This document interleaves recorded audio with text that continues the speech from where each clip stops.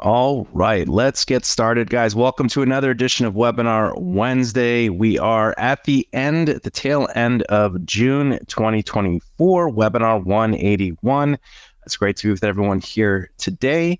We got audience from all around the country, all around the world. Great to be with everyone here today. If this is your first time joining us, welcome. I am Jason there on the left. And as always, we're very lucky to be joined by David Rockland, the digital strategist here and so much more at Brilliant Directories. David, thank you for taking the time to join us today. Hey, everybody. So glad to be back with you for Webinar Wednesday 181. We did miss last week, so just a quick announcement, catching up on back on the schedule this week. We'll also have another webinar, Webinar 182, next week. So we're going to have two back-to-back ones here. And we've also got, as usual, a great tip of the week coming up. That's right. We, in observance of Juneteenth, we took off last Wednesday and we'll be making up a webinar we're doing this week and the following Wednesday as well. For those of you joining us on YouTube, welcome. We have a lot of people joining us on YouTube Live. We also recommend subscribing to the Brilliant Directories YouTube channel. If you're not, you can take a moment to do that right now. Go to brilliantdirectories.com/YouTube and click on that subscribe button. You'll get notified as soon as webinar replays are available, tips of the week, feature tutorials, and more. Also, one of the benefits of streaming on YouTube Live is we have the replay video immediately available, and we will post that in the BD Facebook group. We also invite you to join us there, brilliantdirectories.com/Facebook. Lots of activity there. Invite everyone to join. I'm in there myself. You can ask questions, how your site looks, strategy questions, growth questions, if you're stuck questions, something's broken questions. It's a great community there, people helping people. So certainly invite everyone to join us there. And new slide here in the webinar. David, this slide looks great. Thanks for putting this one together. We do have a new Brilliant Directories app. This is for website owners, Brilliant Directories website owners. You can download the app and you can track your website pulse. So you can see all your members that signed up, new revenue that's coming into your site, any forms submitted, like your contact us form, newsletter subscribers. You can see all that data. I think I have a quick sneak peek of kind of what that looks like. Here it is. This is the first evolution or state of the app. I'm looking at it on the web here. So when you're logged in, you'll be able to toggle all your different Brilliant Directories websites. And when you're here, you can toggle on over to see your members, and you'll see just a stream of your recent members here on this page. And you can scroll down and so on. Also, in addition to members, you can see revenue, you can see the forms inbox and site activity. Right now, this works as a great pulse to see kind of the activity happening on your site. The next phase of this add-on is we're looking to provide you with real-time push notifications, so you can get a ping on your phone with some throttling settings, so you can get updated every hour, once a day, once a week. On the app if you have new revenue, new members, etc. So we're excited, and we do have links for those. If you're on the Apple App Store, I'll post a link here in the chat, and I think we have quick links that I can share also. I'll get those for you guys as well. I'm putting them in the chat for everyone. If you access it from your phone, it should take you directly to the App Store. I believe if you go to brilliantdirectories.com/Google app, it should take you to there. And also, if you go to Apple App, it will take you to the App Store for that as well. Let's just test that real quick. Yep. That forwards you where you need to go. So very excited about that. Lots of people downloading it, enjoying it. And again, this is just the first phase, and I'm sure it will evolve into an even more useful resource as time goes by. All right, and we do see a lot of new names and faces here. I see Daisy. If this is your first time, if it's not your first time, forgive me. Welcome to the webinar. I see Bijan. Welcome to the webinar. Mahir, good, nice to join you. Just a little bit about Webinar Wednesday. We're pushing updates into the platform daily, week after week. A lot of them are from suggestions from the BD community.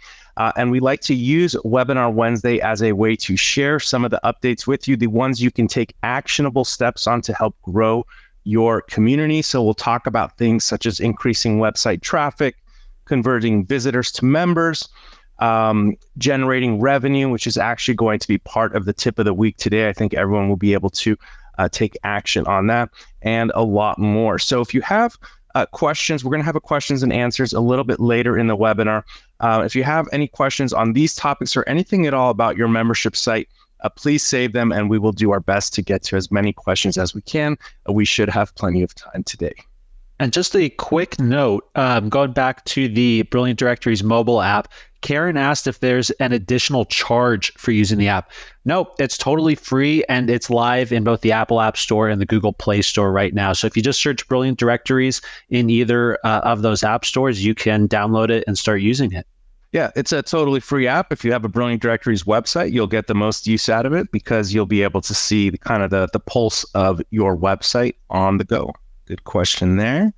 And moving on, we have some fun and amazing BD Lab updates to share with you guys today. We have a good tip of the week, so I'll try to breeze through these relatively quickly.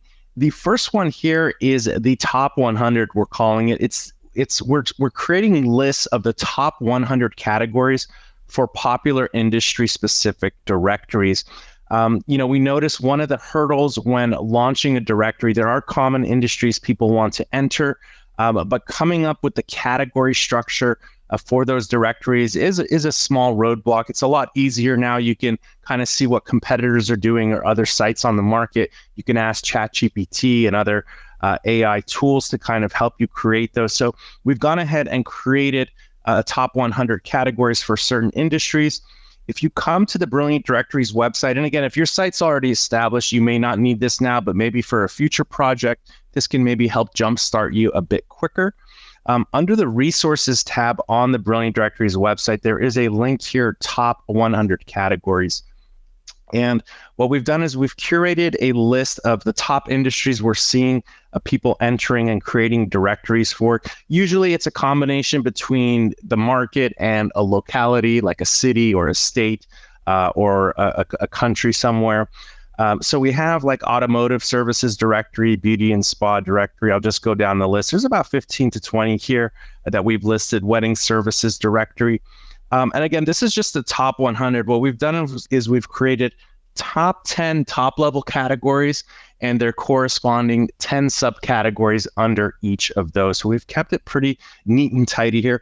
And there is a preview link for each one of these. I'm actually going to do it in an incognito window here. I'll show you why, just so you can see everyone has access to this. We'll click on let's go with the legal services directory. We'll click on preview, and it's going to take you to a public Google Sheet. You can read it. Let me share this link here for everyone, and we'll kind of show you how to navigate this sheet. So here we have tabs, and the tabs correspond to exactly what we saw on that page. So there really isn't anything to hide here. You can slide all the way back and forth. So we when you're importing categories to your site, and we do have instructions for that, actually the A column is the top level category. So we had a feeling people might want to add multiples of these to their sites. So we've kept the broader industry as the top level category, but you can edit this, of course, to your liking. So in this example for legal services, we go from family law to criminal law, and we can see the 10 subcategories for this category: family law, child custody, child support, etc. And if we scroll down, it's all goes to bankruptcy law, immigration law, and so on. If we go to pet services, we have things like animal boarding, animal training, grooming services. So these are the most broad and general categories for this type of market. And what you can do when you come back to this page is you can actually download the CSV file and import it to your Brilliant Directories website. So once you have the CSV file, it's just 2 clicks to import. And there is a helpful link here, how to import member categories. If you've never done this before, it takes you to the support documentation. So the first one is showing you how to set up the category structure of your Excel. That's kind of the work that we've done for you. So you theoretically could skip this step 1 and just go directly to step 2.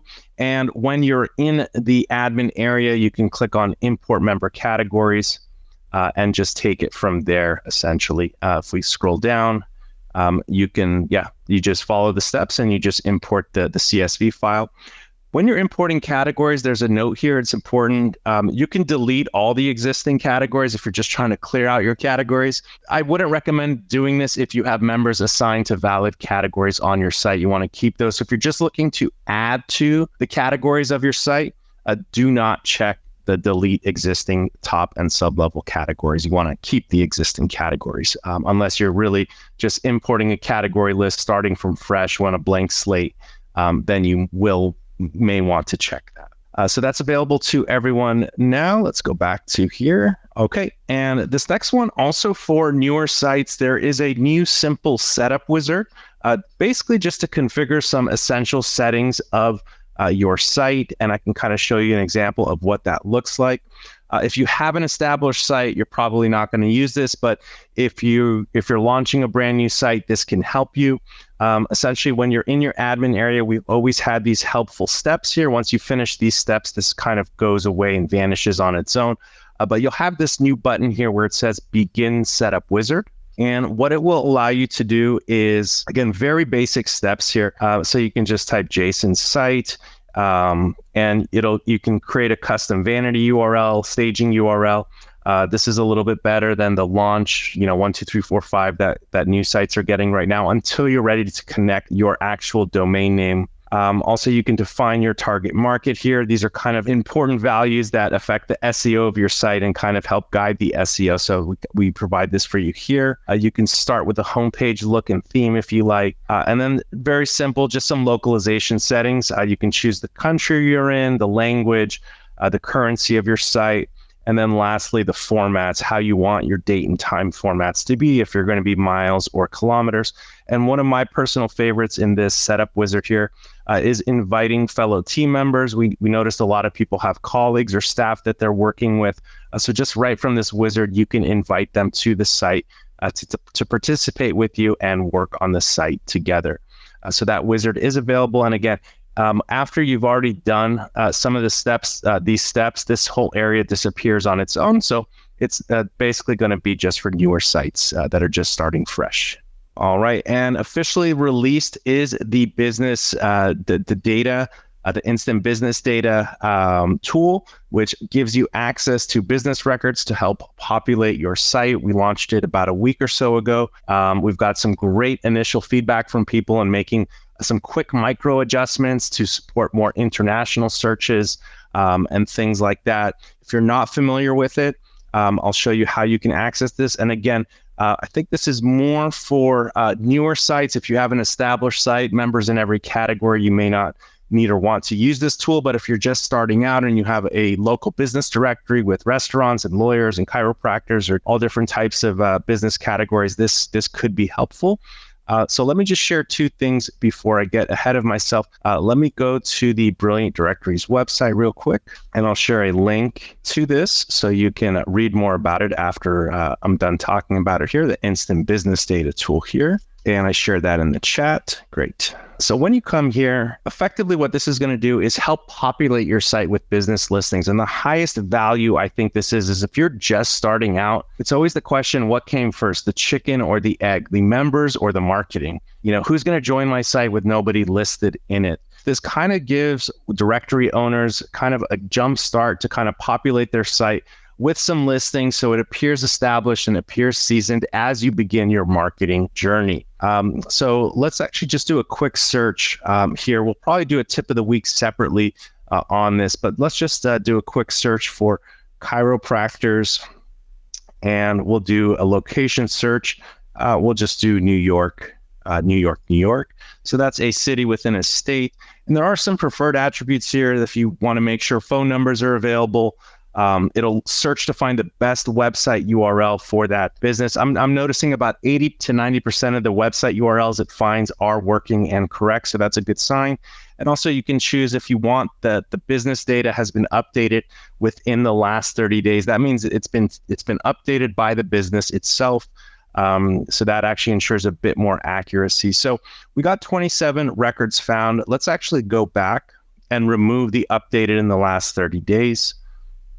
You see, we've got 320. So 30 days is a relatively short time span, but if you kind of want the most recent up-to-date data that businesses have come back in the last 30 days to maybe update their phone number, their company description or something, you may want to check that off. Nevertheless, let's go back and actually do this one more time. And what's nice is, so all BD sites get 100 credits. You can opt for more. We've worked with the data providers to provide the rates we can for the data. So we've seen people purchase packs of 1,000 credits, 25,000 credits.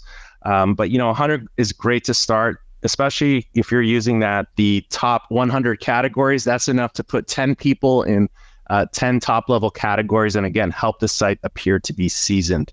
So let's just search. You can choose how many you want to import. So even though we have a 100 member limit, 27 were found. We don't have to import all 27. We can just take the first 10 if we want, and we can assign it to a membership plan. We can choose if they're active or inactive. What's nice is you can tag them. So if you need to segment this imported list later, or delete it for some reason, or export this specific list later, you can certainly do that. You can create a new tag or assign to an existing tag. We'll just create a new tag. You can change this name if you want. And then you can choose if you want to add members to an existing category, or create a top-level category, or create a sub-level category under a top-level category. Let's just go ahead and create a top-level category called chiropractors. And we'll just go ahead and import. And it just does a little bit of pre-processing. And let's see here how that worked. It's going to attempt to find logos.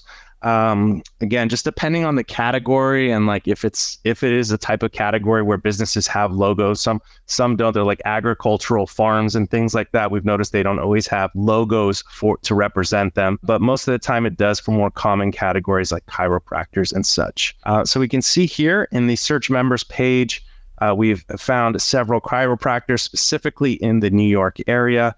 Only one looks here that it didn't get a profile photo, so 2 didn't get a profile photo. So it looks like the majority of them are looking good. And if we go to the front end of the site, this is actually something we're going to do as a test, and we'll go to the categories here. And we have the chiropractor top level category now. So we can see here that we have our list of chiropractors located in New York City on the site. So pro tip, the data, each record is just, a few pennies and whatnot. So if you want to make the site a bit cleaner, one thing you can do is require complete profile setting in the general settings. So you can go to search settings. If you require complete profiles, that means that the members, even though they're part of your site, they won't show in the search results until they have added certain attributes to their profiles, including a profile photo. So if we refresh this page now, we see that we're only seeing the imports or the member profiles in the search results that have all the quote unquote complete information, which includes the profile photo. So that's one way to kind of circumvent and make the front end of your directory look even a bit more established by ensuring all the imported data or all your members on the site have uploaded a profile photo. So we'll leave it at there. We'll do another tip of the week on the business data later, but there are, I think, over 4,000 different business categories here that you can search. Let's just type attorney as an example. You can look for criminal law attorneys, bankruptcy attorneys. If we search for doctor, there's obviously doctor there, pediatricians, if I could spell it right. Anyways, a lot of PDs here, petties here, so pediatric stuff. But we'll leave it there, and that is available. Everyone's got 100 free credits. Give it a spin, practice, test it out with 10 or 15 imports, and see if you can, if it's helpful for you and your site. All right, the next update here was the BD app, so we've already covered that, so that's great news there. And then over here on the list, we are internally testing 2FA, two-factor authentication, for logging into the admin area to add additional layer of security to your site. So we're doing some internal testing here, and we should roll it out to the entire BD community soon. This is for you guys, the website owners, for logging in to your the Manage My Directory admin area where you control and manage your Brilliant Directories website. Probably a little later down the line, we'll explore this for allowing it on your Brilliant Directories websites for your members. We're just testing it in the admin for now. The only hurdle that we have to overcome with that is once it's enabled on the front end, it is going to add an additional layer of support. People are going to get stuck, lock themselves out. So we want to have some mitigation protocols that we can offer Brilliant Directories website owners to easily help their own users who might get stuck, legitimately stuck or locked out of their account by accident using the 2FA system. So it's going to be released in the admin soon, and then we'll take it from there moving forward. Another great update that I'm super excited about, a lot of you are familiar and have used these free stock photo libraries that we've added into the admin area, helps designing web pages, landing pages, blog posts, and so much more a lot easier. We're going to be adding a library that is specifically icons. It's from a tool called the Noun Project. So if you look for icons, I'll just search for financial here and we'll see what comes up. So again, if you're doing those, landing pages and you need icons for them, this will be specifically icons that you can add, which are great. Again, if you're doing lists and things like that on landing pages, I'm just choosing some silly ones here. But if we type in website, and they've got, I think over 5 million icons to choose from. So this will soon be available along with the other stock photo sets, the photographs that are already available in these stock photo libraries. And this will specifically be for searching icons. And then lastly, with the member credit system, a lot of people use that. You can grant your members credit. Recently with the digital products and services add-on, you can sell credits, you can restrict using credits. We're going to be creating advanced settings so that you can select the types of transactions credits can be used for. We got a lot of feedback from BD website owners. They don't want for example, their members to use credits towards their membership plan payments. They just want them to use them for lead purchases or pay-per-post purchases. So that will allow website owners to collect actual revenue for membership plans rather than credits being used towards that. So this is just going to provide a lot more flexibility and scalability with how you can use the member credit system as a tool to kind of incentivize members to use your site more while you're still able to collect revenue through other channels and not allow the members to use their credits for those specific types of transactions. So these are coming down the line soon. What we can do before we move on to the tip of the week, feel free to raise your hand if you have any comments or questions about these new and upcoming features. We can take other Q&A questions not related to these after the tip of the week. So let's see who's got their hand up here. Saw a hand up. All right, Michael, I see you there. Let me unmute you, and you may just need to unmute your own mic. There you go, Michael. Yeah. How you doing? So much. So first off, big kudos to you and the entire team there. I actually launched my site back in 1998. And as you can imagine, I've seen many a platform, and what your team has pulled together is crazy good. So great job there. Thank you. Appreciate it. Yeah, a couple of use cases, and I wanted to get your feedback on the business data. The way I am using it is when I demo one of the plans to a prospective customer for a listing, usually what I'll do is obviously go through and set up a listing for them so they can see how it looks. For me, and I'm sure many other people in the community, it would be ideal if you could search for the business data for a specific company and then import that versus just, I think it might be something for people that are a little further down the pike that might be of value. Got it. Okay. No, that's a fantastic suggestion. We'll take it into account. It's great that you're using it for that. So would you search a company and a location name in that case, or like what kind of company name would you search? So I may know the exact company that I'm prospecting. And so I would search for the company, their address, where they are, and just try to import all the details. Got it. So like a one-off import. Exactly. Gotcha. And, I'm doing a lot of demos every week. So, it would make it much easier to spend my time doing demos instead of setup. So I'm with you. Two other quick use cases that I think would be of value to everyone. something that I've kind of cobbled together with the help of the Chat GPT there. It's been fantastic. I'm trying to do as much on my own as I can without bothering the support team, although when I've reached out to them, they've been fantastic. So one use case, and I don't know if anybody else has had this, you have the credit that you offer as an ability for anyone that does a referral for somebody else that signs up on the site, and I've set that up, and that's great.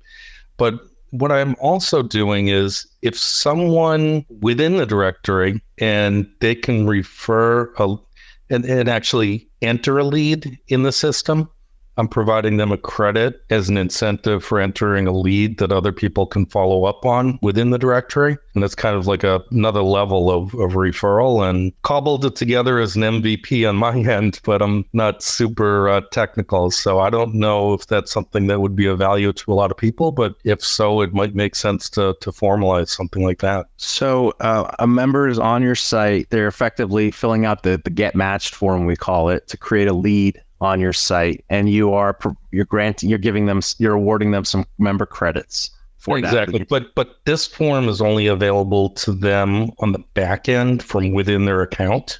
So it would be it would be someone that's already signed up as a member within the directory, and they would be able to submit a lead for someone else within the directory. And let me give you a real use case. So for example, let's say I had a dog grooming business, and at the end of the day, people call me for cat grooming, and I don't do cat grooming. So instead of saying to that customer, sorry, can't help you, what they would do is just enter a lead for cat grooming. And it would go to somebody else in the directory. So value to them and no value to that person who's entering because they're getting a credit. I love it. It's not missing any opportunity. So that's really good. What I could think about is webhook support that we would need to create. So when a form is filled out, it will do a webhook, and you can update a member by adding credits to their account for that form submission. That's off the top of my head how I'm thinking how we would accommodate that type of logic. But well noted. And then I have one last question for you. Yeah, we're going to have to move on, though, I think, to get to the tip of the week. But how do you ensure that the lead is accurate so people don't abuse filling out that form? I do an outbound call to every lead that comes in just to pre-qualify it before I would charge somebody for a lead. But, I think it needs to go into a pending status when it comes in before the credit gets issued. Okay, something to think about then with that. That's and very last thing I just want to throw out there. I don't know if anybody else has run into it, but I've asked ChatGPT a ton of questions, and it seems to be super slow right now for me. So I don't know if that's maybe just my site or if it's slowed down for everybody. So just throwing that out there. The ChatGPT in general, or which ChatGPT? Yeah. I mean, I used to put a question in, it would come back super fast, and now I experienced the same thing. I think they're throttling. They got more users and whatnot, and they're trying to figure out how to throttle with. It was giving stuff out super fast before too. I agree. Okay. Anyways, great. Kudos to everyone. So thank you, Michael. Thank you so much for that feedback. Great questions and suggestions there as well. Good to hear you have those use cases. Got two more questions here. Our good friend Arlana's here. Don't want to deny you there, Arlana. How you doing today?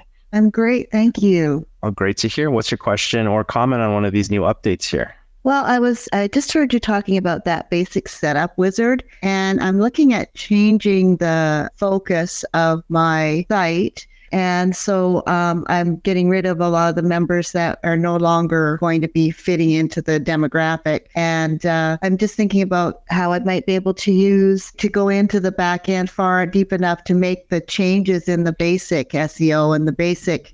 Gotcha.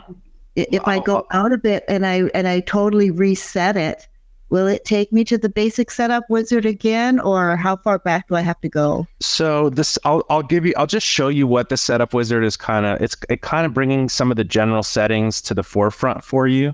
So you don't necessarily, if you're kind of backtracked now, it probably won't show up again. But if you go to your general settings, Arlana, it's basically these few things here in the first tab that the wizard would have guided you through: the website name, the industry and profession. And then if you go to localization settings, that's where we're setting the country, language, date, time, etc., and the format for your currency. that's basically the crux of it. It's super simple. It's just to give some kind of formatting and identification to the site right off the bat. But if you come to general settings, this should cover you right here. Okay, that sounds great. I just thought maybe there was an easier way. I've been debating whether to just keep paring it back or to hit reset and just start over. Well, before you start over, are you totally shifting the focus of your site, or are you going to retain any of it? No, I'm going more into pet care and wellness. That there are a few members who are in that from a holistic standpoint. So here's a better question for you. Are you changing the domain name of your site, the URL? I will be, yes. I have it as a different URL right now, but I also have it so that there's no access to the site right now while I make these changes. So Okay. Then yeah, you might want to do a reset or just go through the steps to kind of change these things on your own here. It would be fine to go here to the general settings. Okay. As long as I can access everything I need from there, that's great. Thank you. You're welcome. Anthony, I saw your hand up there. Give me one moment. Just one thing, Arlana, I wanted to touch on. When you have an established domain name, even if the site is maybe not going the direction you're headed in, or the project isn't moving along as you imagine, there is something called a Google sandbox. And when you connect a new domain, it takes some months for Google to trust your site and start ranking your website. So when you have a domain that's seasoned or established, again, even if it's not financially or business with your business goals growing, the domain has an inherent value and keeping it online has an inherent value. You might sell that domain at a later time. You might pick up that project at a later time. But keeping the domain connected to the internet and online, especially that new domains have to go through the hurdle of the quote unquote Google sandbox. You guys can Google what that is. It's just time that it takes Google to fully trust your site, a new domain. It might behoove you to keep the domain online rather than taking it offline, just for the merit and mere fact that it's been established in Google already. Let's take one more here. Veronica, let me unmute you here, Veronica. Yes. Okay, I'm unmuted. Okay, so I'll try to make this quick. Actually, I'm going to piggyback off of what the last speaker stated, because I wanted to ask a question about, and I put it in the question chat. I have my directory, but then I also have another domain name that is related to that directory, and I wanted to point that additional domain name to my directory, and I'm wondering if that's a good or a bad decision. I know how to do it, but no, this is a good question. So let's say I own dogs.com. If I own 5 other domains, bestdogs.com, truedogs.com, and I just forward those to dogs.com, there's actually no SEO value in doing that. The only reason I would do that forwarding is if it's an old domain that's linking around the internet and you need that traffic to start coming to the new domain, or if it's a misspelling thing. So, a lot of domains, like google.com, I'm sure Google without the E might go to google.com. Like they're buying domains where it's misspelled by one, and they just want to make sure they're getting that traffic to their site because the intent is there. So if it's for SEO value, if you just forward 100 similar, SEO friendly domain names to your main domain and that's all it's doing, there really is no inherent SEO value in doing that. Okay. So if the other domain might be a better, let's just be real. So I have my directory is spaevents.com. Domain name I've had for 30 years. People keep asking, who's the idiot that owns that domain name that's not using it? Okay, so I had it, didn't realize I had it. I use it for my directory. But I also have, which is probably better, is myspasearch.com and spasearch.net. But myspasearch.com is probably better fitting for a directory that encompasses spa and wellness and what have you than spaevents.com is. So should I just change my directory? So you bring up another good point. If you're not happy with your directory name, you might want to change it. But if it's getting a lot of Google traffic already, I would tread carefully. You can notify Google of a domain change and things like that, but you do risk potentially losing some traffic if you totally switch a domain name. You could do a redirect. As I mentioned, if you go to, brilliantdirectories.com for marketing purposes, if you go to, we do brilliantdirectories.com/Apple app, and it takes you to the app store. So if you might want to do it for business card purchase purposes and it redirects, that might be a good reason. Alternatively, what you might want to do, I'm wary of the traffic you might lose since you already have a seasoned and established site, and changing the domain is a little bit like rolling the dice at this stage, in my opinion, because you are changing the domain. You can give Google all the notifications you want to give it. You can do all the 301 redirects that you want to do, but there's going to be some blind spots where you're going to miss some traffic. I mean, Trivago.com what does that even mean? But, so the name is, I know the name is sometimes subjective. The power behind the mission and the brand is probably stronger than the name itself sometimes. So those are kind of just my thoughts on that. Okay. One last piece, the business data, since I know that's going to be the tip of the week. So I tried the business data. I think it's excellent. I was here when you guys announced it. However, in practicing, did not realize that I could actually put the city that I was looking for until I was like halfway through my credits. The other piece that I did was I got several where they're out of business. Like they're like completely out of business. I actually called several of them that didn't have, this, that, or the other. But for the most part, a lot of them worked out.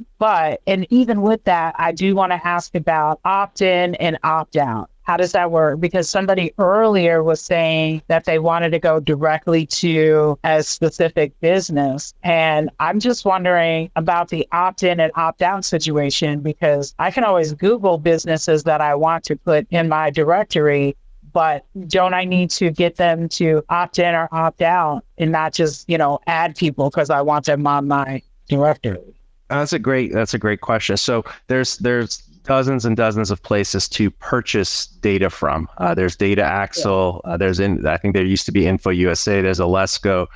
There's tons of places to purchase data. It sounds like you're using this data for prospecting, which is good and valid. We did recently, in the last few weeks, push an update to kind of ensure that the business is not categorized as permanently or temporary closed. And also, if it's updated in the last 30 days, if you choose that option, it should help mitigate some of that. So that should help mitigate some of the quote unquote closed businesses that you encounter. And then as far as the opt-in or opt-out, again, you can purchase data lists from many places, and this is sourced in a similar fashion. The best thing that I would recommend doing is, and then we see this more and more on the footer of a lot of sites, is like a remove my data link. And I've even used it on sites where I want my phone number or name from. And you just have a simple form. It's transparent. It's easy for people. So if they come to your site and they see that they're on there, there's a link there where they can just request to remove data, and then you can just comply with them and move on from that. That's kind of the best practices for that kind of thing. Okay. Thank you. You're welcome. The good questions there. All right, guys, I see a few more hands up. Steven, I see you. We'll take it after the tip of the week. We had some really good questions here. We have a great tip of the week today: how to accept recurring and one-time donations.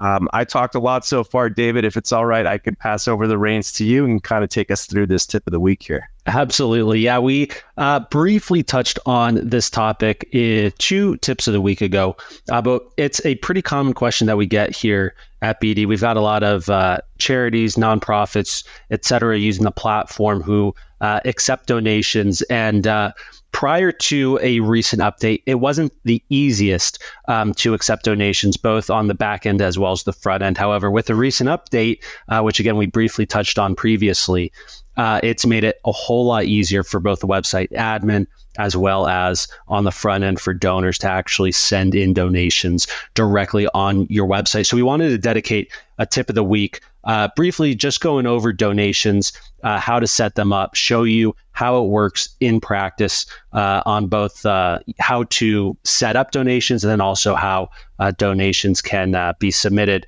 from the point of view of the donor. So diving right into the slides here, who can benefit from donations?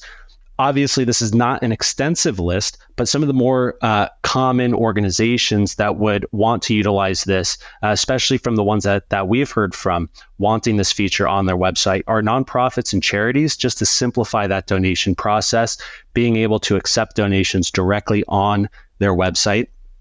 Educational institutions to fund scholarships and other educational programs, community organizations to fund local programs and activities, religious organizations to facilitate the collection of tithes and other sorts of offerings, startups and growing sites, maybe to support growth and development in lieu of or potentially in addition to membership fees.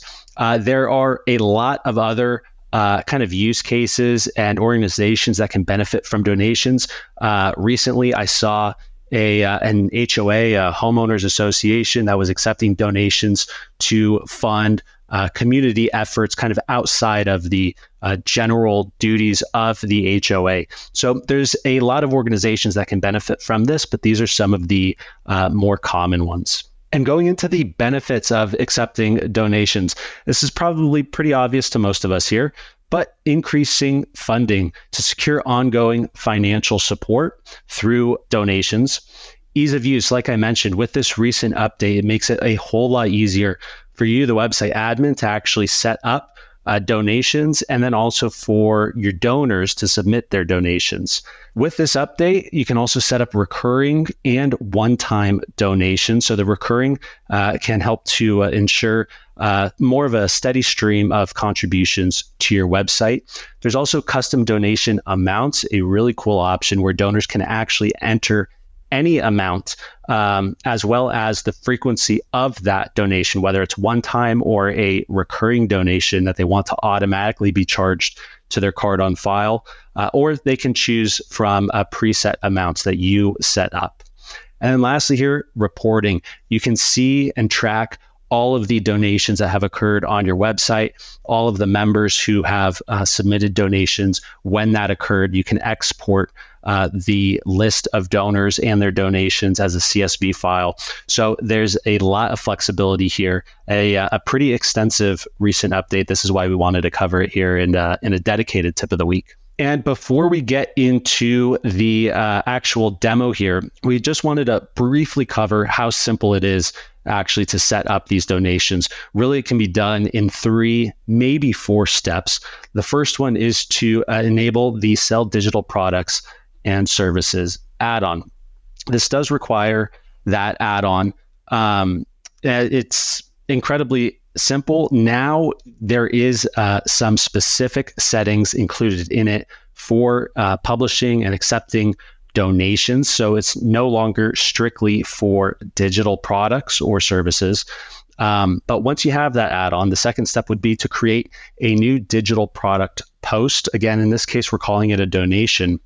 And then you select the payment type. It can be a one-time donation, a recurring donation, monthly, annually, semi-annually, or it can be a custom donation amount. Like I mentioned, the donor can actually type in a specific custom dollar amount that they want to donate, and they can also choose the frequency of that donation, whether it's one of the recurring options or a one-time donation. And then optionally, there's a few additional settings, such as setting up a thank you page or a confirmation page that donors are automatically redirected to once their donation is processed, a confirmation or a receipt email that the donor automatically receives from your website after submitting their donation, as well as setting up a notification email that you, the admin of the website, can receive every time a donation is made. So really in just 3, maybe 4 steps, you can set up these digital products. Again, in this case, they're donations, and start accepting donations directly on your website. And last slide here, I promise, before we get into the actual demo here, showing it an actual live use case. Just some additional tips. Going back to those additional settings that we just saw in the previous slide, thank you emails. You really do want to set up some email templates. Probably just need one, depending on how many digital products or donations you set up. But you really do want to set up some thank you email templates and select those to automatically be sent to the donors after they submit their donation. This way, they get an actual email confirmation, they get a receipt, and maybe you can add some additional information into that email as well. Same thing for the confirmation page. You want to keep them on your site, keep them clicking around, even though they've already submitted a donation. That might have been your ultimate goal, was to get them to submit a donation, but you still want to try to keep them clicking around. So it's always a good idea to direct them to a thank you page that you set up. It could be something very simple, but maybe you also offer some additional information on that thank you page or that confirmation page. Maybe direct them elsewhere into your website. Also here, kind of going outside of those additional settings, is donor recognition. This goes a long way. We see a lot of nonprofits and charities doing this. You can set up a static web page on your website, acting as a donor wall where you post all of the donors who have donated to your website, some sort of recognition page. You can also mention donors in your email newsletters. And then lastly here, regular updates. If somebody is donating to your cause, they probably want to know that their money is being spent in the way that they expected it. So it's always a good idea to add those donors, if they're not already, into one of your contact lists, one of your newsletter lists, so that you can inform them on how their contributions are making an impact into whatever cause it was that they donated. Yeah, these are some really great use cases. And what's really nice about all of this is you can do it all in the Brilliant Directories platform. I know previously people were using like the PayPal donate button, which is also very convenient, but you had to embed, their third-party code onto your site. So now everything could be neatly and nicely done in one place. So as David mentioned, let's see a donation demo we have a site that's set up with some sample demo stuff. So let's actually go here to this site. And before we move forward, this one caveat, it does require the Sell Digital Products and Services add-on. This is probably one of the most high value add-ons available, I think, because it directly helps you generate more revenue. I shared a link to that in the chat. So if we go to the front end of the site, we'll kind of show you what's available, what we did, and then we can kind of pull back the curtain and show you how we did this. So a couple things we did first is we added a link to the main menu. It says donate to help. And again, this might not be applicable for all sites, but it never hurts to have a buy us a beer button on a site. I've seen that kind of stuff, or to help our mission and things like that. Just letting people know that you're open to donations kind of also helps you appear like a larger or more established organization, in my opinion. I'll just click on the donate to help button. What we did actually is we used the digital products post type, and we actually cloned it, and we created another digital products post type, but it's exclusively called donate. And we put all our donation posts that we created under this post type called donate. I'll show you guys that in a second. So we just created a little landing page. We appreciate your donations. Every bit helps. Part of the hero section that you can create on pages is to have one call to action. So what we did is we've actually created just one example, 4 different donation options. A $5,000 platinum donor. So maybe you have different levels and tiers of donations and names for your donations that match your branding. Choose your donation. This is a flexible amount that the donor can enter, their own custom amount that they want to donate. And then just to show for demonstration purposes, a $50 monthly donation or a $50 one-time donation. You can, of course, create more of these solid established amounts like $20 donations, $20 one time, or you can just stick with the choose your donation amount and allow people to choose if they want to donate $500 annually, $1 monthly, and more from there. So what we can do is let's take a look at the choose your donation one first. And these are just posts that we created on the site. So choose your donation. We added an image here. And this is where the magic happens. So there's a sidebar module that you can also add. If you go to the sidebar manager, let me actually do that with you now, because I think that's pretty helpful. We created a sidebar for this. And if you go to donation, I just created one called donation post. Everyone has this. If you search for buy button, this will copy the buy button that's generally underneath the post image, and it will add it to the sidebar here. So if you just search for the word buy, it's this buy button one, you just drag it on over to there, and that's what we're seeing over here. So to scroll down here, it says enter a donation amount. So, we can enter $100. And then here, we can donate monthly, quarterly, annually, semi-annually, all the way to a one-time donation. And then you can have the button here, yes, donate, but the sidebar updates with whatever you put in here, and also vice versa. So I'll just donate $50 now. And you don't have a card on file when you're doing this, it'll prompt you. I do have a card on file with this account that I'm using. So I'll just continue here, and it will process the payment. And we'll go to the other donation options here next, and then we'll take a look at how we created some of these posts. Let's give it a second here. So the payment was successful, and we're actually directing people. We created a very simple thank you page. You can obviously add more resources and links to continue their journey with your organization, but we just did a simple thank you page. My suggestion always when you send people to a thank you page is give them something else to click on. Join your Facebook group, subscribe to your YouTube channel, check out more blog posts, do another action. So just a little tip there. I'm just going to open up some of these other ones, and then we'll take a look at how we created them. So we do all 4 of these here. So this is a $5,000 platinum donor. That's what we called it. And this one is just a button. They don't enter an amount. All they're doing is donating $5,000 here, and they're going to get a platinum status. What does that mean? Well, maybe people who do this afterwards, as David mentioned, you create a page on your site and you just put like their photo or something, and you can give them a little bit of, you can attribute their donation and give them a little credit for it.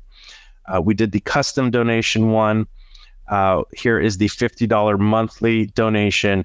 So in this one, it's showing you that you're going to pay $50 per month. It's not just $50 one time.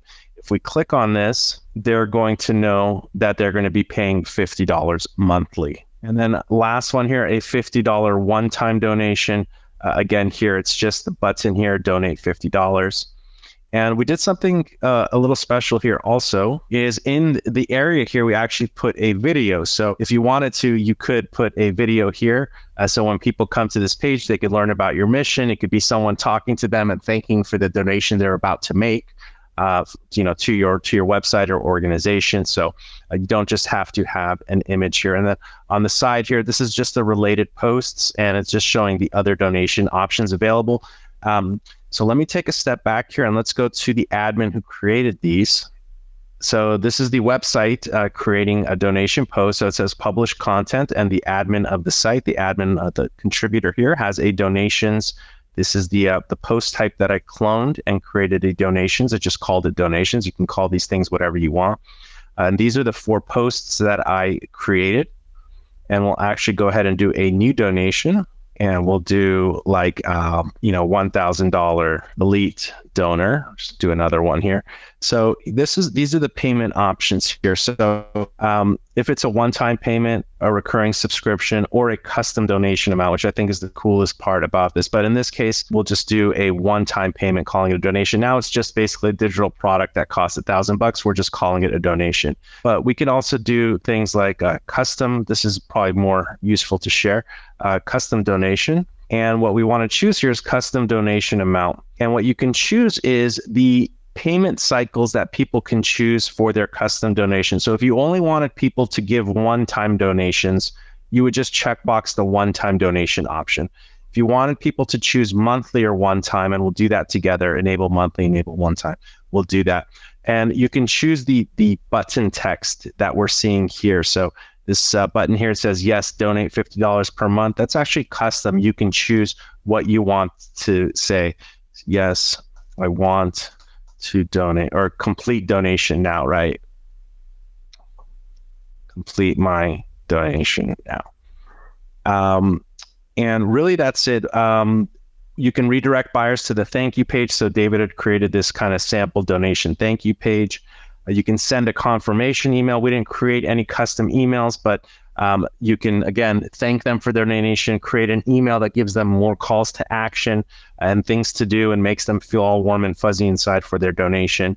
And if you wanted to, you can send an email to the admin of the site, the post publisher, which is you, after the purchase, if you wanted to get an extra notification of the donation amount. Of course, you can enter a description. Just go ahead and save the changes here. And what's nice is this is a photo gallery option also. So if you wanted to provide a photo gallery of all the different things that, or whatever's being donated to, maybe you're building a bridge, or I don't know, I'm just thinking outside the box here, but, or maybe smaller projects, you can kind of show photographs of what that donation is going towards. You just choose an image and you can upload a photo there. To add a video, if you guys were interested in that, more than just an image, you can do this with all your photo album post types. You can see here, I've enabled the YouTube or Vimeo video link. So the way to do that is, and let me take a step back, I'll pause here on the front end. We've effectively created a custom donation post that people can do now. Let's go to the dashboard. And what we did is if we go to My Content and we go to Edit Post Settings, so we had, when you get the digital products add-on, you get this post type. And this is your digital products post type, which creates the ability, has the ability to create these additional products and services that people can buy. So, you know, this site, for example, we also want to offer ebooks for sale. We want to sell marketing services, but separately, we want another channel just for donations. So what we did is we cloned the post type. And when it cloned, we just changed the post type name and some other things to donations. We made the post type name donations.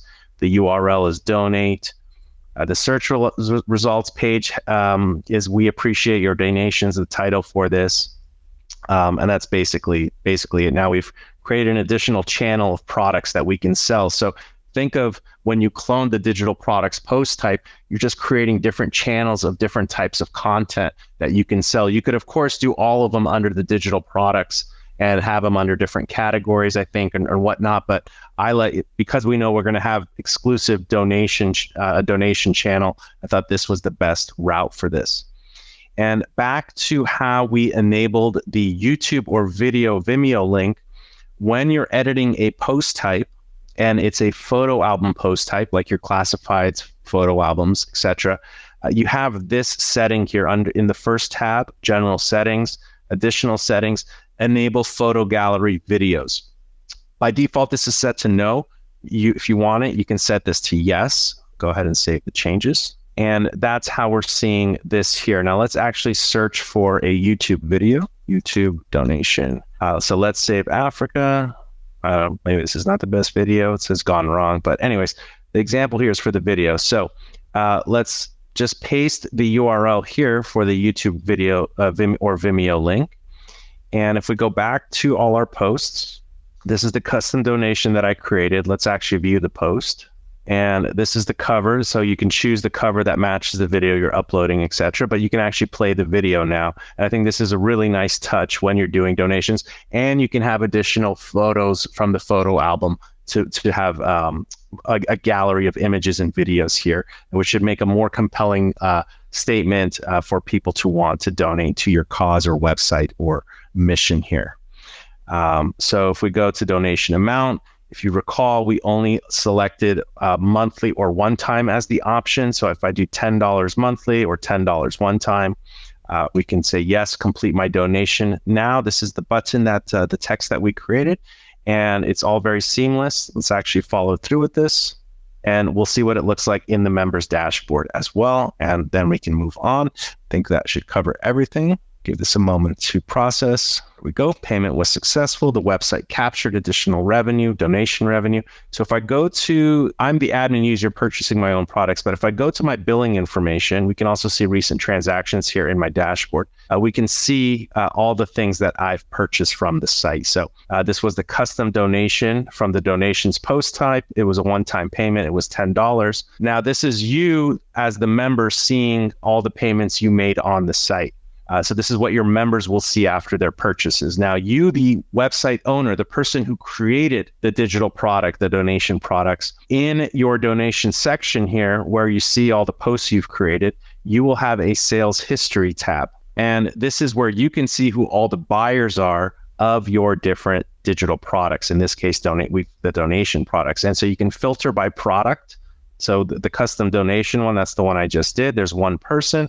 You can export this list. So if you need to export this list and create a physical print copy, maybe you're doing it for an event and donators can come to the event. So you create a checklist, clipboard list, before people enter to see who's on the list and things like that. So the exporting results will give you a CSV file, and you can of course use that for many different things.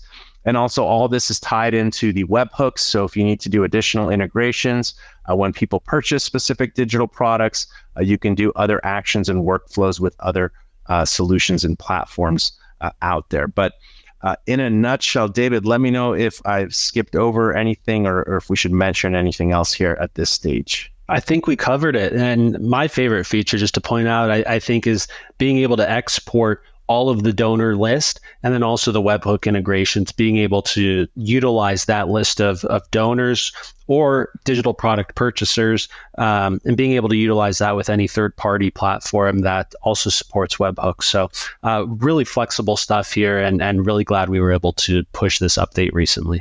I agree. And one more thing is not only will you be able to, let me close some of these tabs down. Not only will you see the sales history when you're logged in as the admin who created these posts, but also in your finance tab under transaction history. These are just like every other transaction on your site. So you can see here, the custom donations are part of the site generated $160. So all of it is also available in your transaction history as well. The member who purchased it, in this case, I was purchasing it from myself, and you can see that here. Another fun tip, if you guys aren't familiar with it, the search subscriptions link right under transaction history.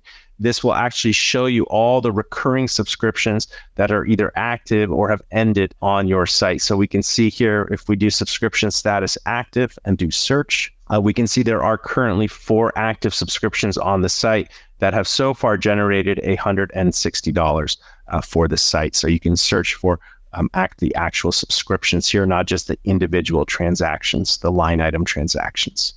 Yeah. So with that, thank you, David, for putting those earlier slides together. I think it's pretty straightforward. You guys can ask your website visitors and others to donate to your cause, your mission, your website. Especially good for startups. Don't be shy if you're not, a nonprofit or something like that. Startups need funding too for their development and their growth. So if you're a startup, having a donation button doesn't hurt either.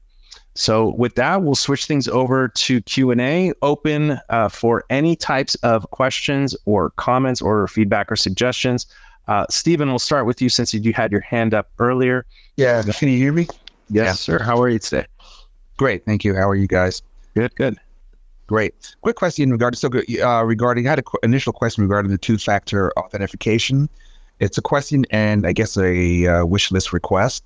The question is that only pertaining to the BD owner, or does it also stretch to the actual members? So when the members check into the website, that's a question. And the request would be, is it possible to have some sort of an advanced setting where the BD owner can turn that on or off? Because, for a lot of people, like you kind of mentioned, it creates a customer service issue. They get locked out or they get confused or whatever. So those are the questions and comments.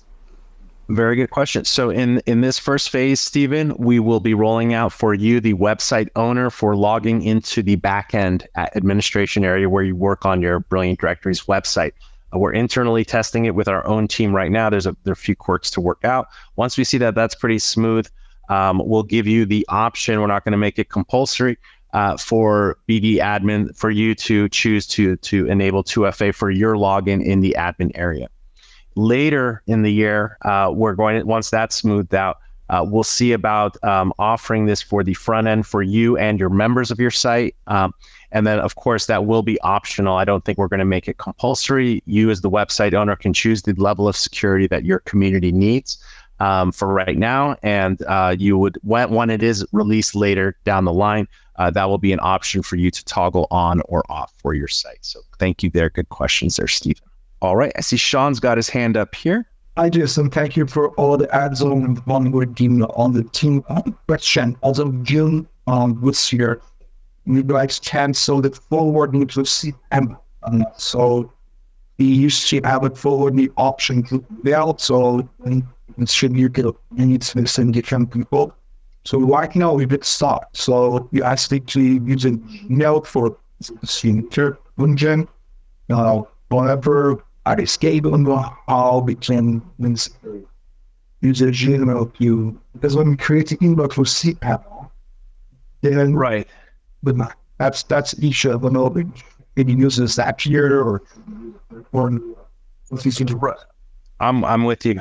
So the best thing to do there. So yeah, recently we kind of deprecated and sunsetted the email forwarders that were available in cPanel, and the main reason is, and we're all familiar, Google, Apple, Outlook, they've all hardened their ability to receive emails, and when we do a forwarder, it's getting convoluted is the best way to. It's not validated properly, and they're getting rejected and kicked back from Gmail. When you set up a forwarder in cPanel to something like Gmail. The best way to do that now, to do these things now, is set up the forwarder inside of Gmail and then forward it to the email address that you want it forwarded to. So rather than doing the best thing to do first is create the actual email address in the email address section of the cPanel. You can certainly and definitely do that. You can also create a catch-all. Let me show you this. This might be a better suggestion for you. Give me 1 second here. Sean, I think this might actually help you the most. So if we go to cPanel here, and a catch-all will basically receive, let's see here, default address. So search for default address. Catch any emails that is sent to an invalid email address for your domain. So what you can do is if you're using emails in your marketing and things like that, or having people email to emails that don't exist, set up a catch-all, which was to an email address you do have access to that comes to your Gmail. And inside your Gmail, you can then forward it to the people or places it actually needs to go to, wherever you were going to set up the forwarder anyways, in your cPanel. So instead of using the forwarder in cPanel, try using a catch-all, and from the catch-all, redirect it. So in your Gmail, if I sent an email to Sean@mywebsite.com and that email doesn't exist, I'm going to receive it to my catch-all email address. So Sean, and then I can redirect it or forward it to the person that I want those emails to, Sean@mywebsite.com, for those emails to go to. So I think a good first step here, Sean, would be to come to your cPanel and add a default address and make sure it comes to an email you have in Gmail or Outlook, and from there you can set up forwarders. If you need help doing that, I set up a lot of forwarders in Gmail, in my own Gmail. So forward Gmail messages to another account. I'll just pop this in for you. But this would be the first best thing I would recommend trying is to go to your cPanel and define a default address. It'll catch any emails sent to invalid addresses that don't exist for your domain. So you'll receive that in your Gmail. And from there, you can do the forwarding following Gmail steps or whatever email inbox you're using, Outlook or Apple, and things like that. So that would be my best suggestion for you there, Sean. Thank you. Let's move on to Horatio here. How you doing, Horatio? Did you hear me? Yes, sir. How you doing? Okay, great. I was not sure if you were listening to me. So how are you doing? Good. Good webinar. Thank you. Thank you. So I have a question for you. I've already asked this question. I submitted a help to kind of help me out, correct the issue I was having. So what I wanted to do is whenever my member signs up, I want to give them an opportunity to have two places to put a phone number. Right now, there's one place they can put it on there. I want them to be able to put a second number in case they have they're working in collaboration with somebody else. And I wanted a third number, and just in case they wanted me to use just to have the owner's number. So they might have two employees, and then they have the owner's number that is not shown for the visitors. So I'm trying to kind of do that without making a mess of my site. So I think I already made a mess a little bit before they fixed it for me. So I really hopefully you can help me out with this. Yeah, I'm sharing my screen here. Let's actually go to the site real quick. You can definitely help you out with this. Thank you. I'll just show you the thing. So let's look for contact details here. All right. So there's a few ways to slice this and do this, but I'll show you the way I would do it just simply. So I'd customize the listing contact details member form. And let's just do a search here so we could kind of see an example here. This was that sample import we did earlier. So we could see this person has a phone number here.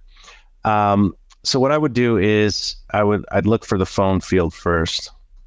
So here's the phone number. Let's see if we can add a field under here now. Okay, so let's just come here. There we go. So under the phone number field, so this is going to be like an alternate phone number.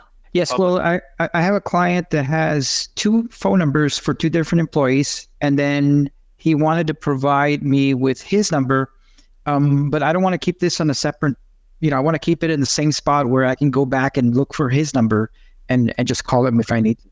Okay, so what we could do is 2 things. So the you can create 2 new fields. One I would create alternate public phone or call it whatever you want. Another one do alternate private/internal phone number.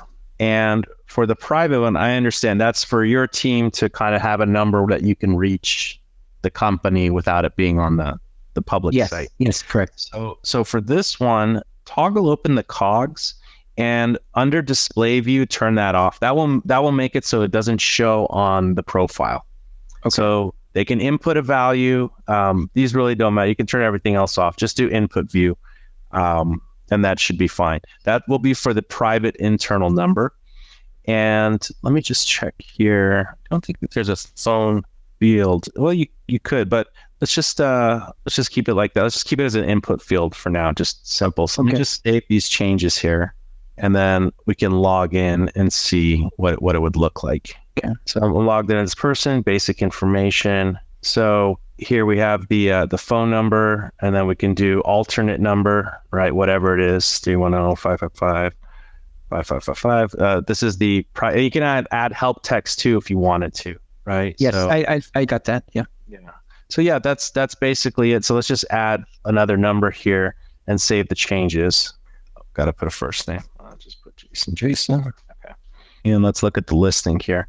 We should see the alternate phone number on the site. Let me just see here. Here's the alternate public phone number, but we're not going to see the private phone number here. Okay, great. So that's what I need to do on that one. Thank you so much. Yeah, of course. Thank you, Horatio. Appreciate your questions always. Well, guys, we are just at that time. Super fun webinar. Thank you so much for your questions. Great tip of the week. Thank you, David. You can accept and receive donations on your site.